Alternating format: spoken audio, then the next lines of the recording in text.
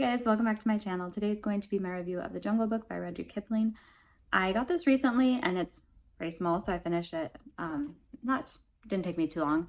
This is not like The Jungle Book like you would know it from the Disney film. I was actually very curious how different it would be, and I wasn't sure I was gonna like it, but I really like the writing, and I really like anytime a writer can make animal characters like that are talking seem like they are, like, it's realistic. I don't know how to explain, but it's like I was very immersed in it, and I really like the way that the animals were, and all the animals are very different. They have their own voice, they have their own like way of being, and I think that that's like the strength of it if you really like that. As far as, you know, I like books with talking animals and I like the setting. It was very interesting. The beginning is definitely like Mowgli's story. You get his, like, you know, being adopted into the wolf pack and all that. And then you have others that are just short stories. So there's a story about a mongoose, Rikki Tikki, and you might know that because there's a film about that I'll get into in a minute. And then you have a story about like a white seal and a elephant and all this. But I did not realize this is actually, there's 2 books in this series, and so I'll have to read the other one. But the beginning is somewhat similar to the Disney film. I will say Disney used to be able to take like characters from books like this that had really good building blocks for an interesting story, and then like flesh out those characters into more and more dynamic, more interesting, more villainous maybe. We won't get into the current state of Disney, but I will say the characters are quite different. Mowgli is still Mowgli. He's a little bit more sure of himself. He's definitely got like kind of this like, oh, I've grown up amongst the wolves, nothing can touch me.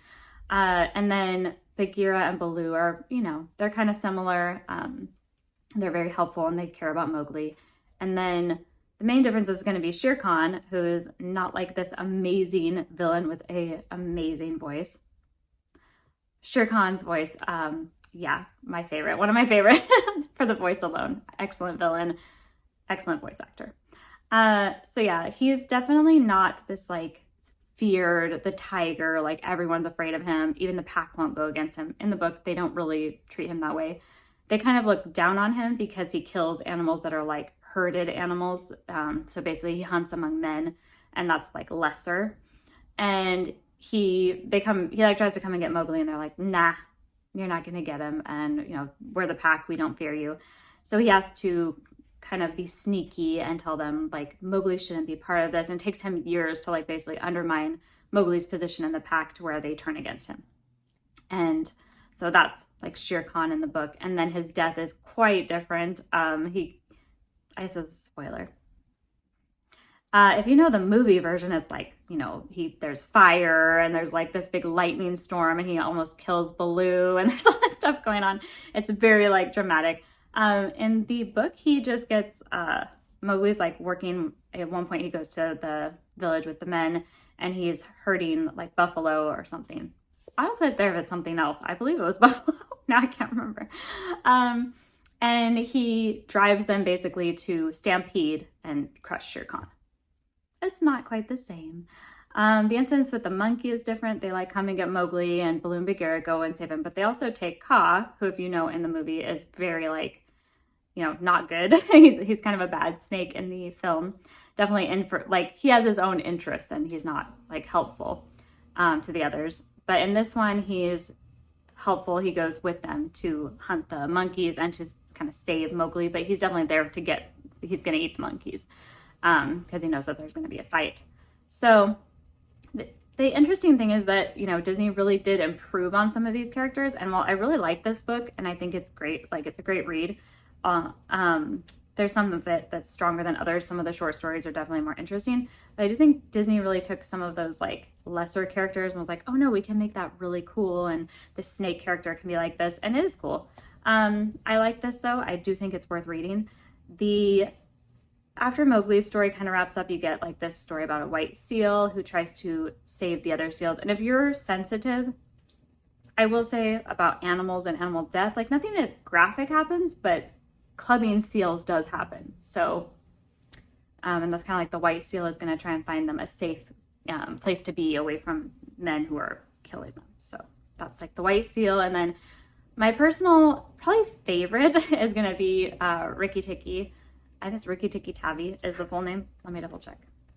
Okay, so my personal favorite is going to be Rikki Tikki Tavi. And the film, the animated film, I'll put it here. I watched this forever ago and liked it a lot. Like, I don't know if the animation holds up or anything. It's been forever since I saw it. It was cute though. And it is, to my memory, we're going back quite a few years, it's almost an exact, like, retelling of this story. Like, it's very, very, very, very close, if not exactly word for word. Because when I was listening to this, because I was going back and forth between this and the audiobook, which is excellent, by the way, excellent narrator, highly recommend. But I was flipping back and forth.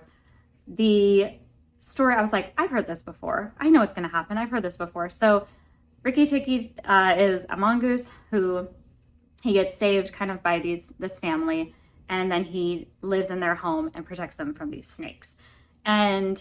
But it's like more than that, because he's got like a really cool, like cute personality, and he's like very brave and always trying to take care of them as a mom and dad and little boy. And then there's like kind of the snakes are kind of like evil. It's the king cobra and his wife, and they're, trying to kill the man and his family and then take over like their territory again so they can hatch their babies. Again, those are just snakes being snakes, but still. Good story. I really like it. And very, very, very similar, if not word for word, adaptation, this movie. Then the other two stories that I'm remembering are they were kind of like to me. There's a story about elephants, the elephant dance, and there's a boy who's working with elephants that are kind of used. I'm guessing they're used like with the soldiers and with the government officials and stuff. It's like they are, like captive elephants. And then, so it's a story about him, a little boy that works there, and he's, they're like, well, when you grow up, maybe you can herd the elephants, but you have to see the elephants dance first. And it's like this legend, and then, stuff goes on from there. And then the last story was about, it's about like a camp. I think they're supposed to be in Australia, but it's like a war camp. And so there's all these different animals like running around. And in the beginning, one of the soldiers kind of like, something happens, and I think there's like some animals running loose. So his tent gets knocked over, and he goes and sits down and starts listening to this conversation amongst the animals. So there's like a war horse, a donkey, a camel, and an elephant, and different animals kind of all talking. And it was interesting enough, but it was one of those where I'm like, like I could take it or leave it. The Mowgli stories are fun because it's like, Mowgli, and you've, heard about this character, and you have a connection to it because of all the films.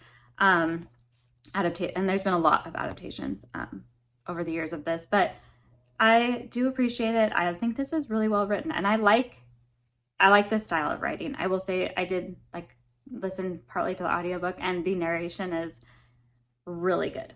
I would definitely check out more by this like narrator because he was really great. But I really do like this book. I think it's good. Definitely like a classic that I would recommend if you haven't read it, because it is enough of a difference from the adaptations that I think it's worth checking out.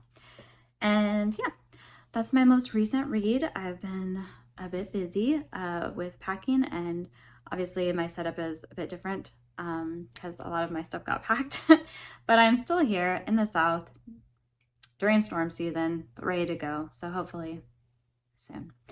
Anyway, that's all. And if you've read any classics, or if you read this book and you have thoughts about it, let me know in the comments. Tell me what you're currently reading. I'd love to talk to you about it. And yeah, thank you so much for watching. I'll talk to you guys soon, hopefully.